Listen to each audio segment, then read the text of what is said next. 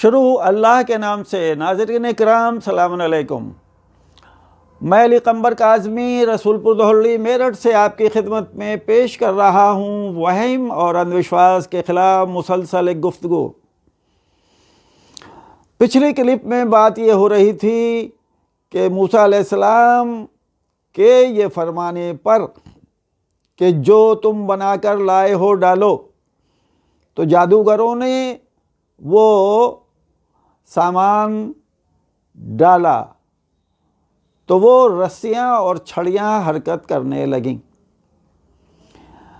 کیونکہ یہ پارا بھر کر بنائی گئی تھیں، لہذا پارے کی تاثیر یہ ہے کہ وہ گرمی سے اوپر چڑھتا ہے۔ آج یہ نظارہ بخار ناپنے کے تھرمامیٹر میں دیکھا جا سکتا ہے۔ حضرت موسیٰ علیہ السلام چاروں طرف سے فرعونی قوم اور جادوگروں کے بیچ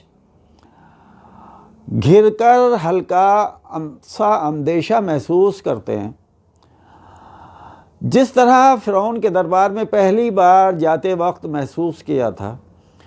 یہ اندیشہ، جسے بعض لوگوں نے خوف کا نام دے دیا، واقعی میں نمک مرچ لگانے جیسا ہے۔ موسیٰ علیہ السلام نے جیسے ہی اپنا عصا زمین پر ڈالا، وہ بحکم الہی اژدہا بنا اور اس نے ان تمام شعبدوں کو نگل لیا اور پھر اپنی اصل صورت میں آ گیا۔ یہ دیکھتے ہی تمام جادوگر بارگاہ الہی میں سجدہ ریز ہو گئے۔ یہاں ذرا ٹھہر کر غور فرمائیں، جادوگر حضرت موسیٰ کو بھی جادوگر ہی سمجھ کر ان کے مقابلے پر آئے تھے، تو انہیں مقابلے میں شکست کھانے کے بعد حضرت موسیٰ کے قدموں میں گر کر یہ کہنا چاہیے تھا کہ ہم آپ کے شاگرد، آپ ہمارے استاد۔ مگر یہ کیا، وہ سجدہ الہی میں چلے گئے۔ یہ دیکھ کر فرعون کے طیش کا کوئی ٹھکانہ نہ رہا۔ ایک تو وہ اپنے جادوگروں کی ہار سے تپ ہی رہا تھا، دوسرے یہ کہ اس کے سامنے وہ معبود حقیقی کو سجدہ کر رہے تھے۔ اس حالت میں اس نے اعلان کیا کہ تو صحیح کہ ہاتھ پاؤں مخالف سمتوں سے کاٹ کر تمہیں سولی پر چڑھا دوں۔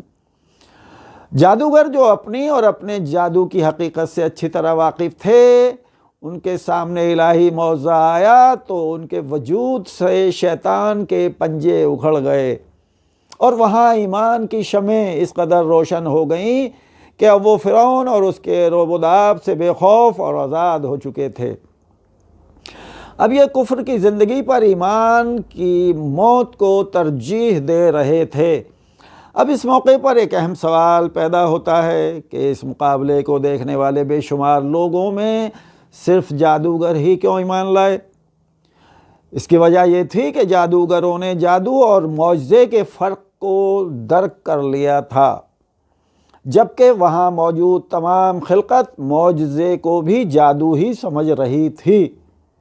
دوسرا سوال اس واقعے میں جو موجود ہے اس پر بھی تھوڑا سا روشنی ڈال لیں، وہ بھی بڑی اہمیت کا حامل ہے۔ وہ یہ کہ جادوگر صرف ایک معجزہ دیکھ کر فوراً ہی ایسے با ایمان ہوئے کہ اب انہیں فرعون جیسا ظالم، خدائی کا دعویٰ کرنے والا، جس نے اپنی مومنہ زوجہ کی کھال اتروا دی ہو، اس کے غضب سے خوف زدہ نہیں ہوتے۔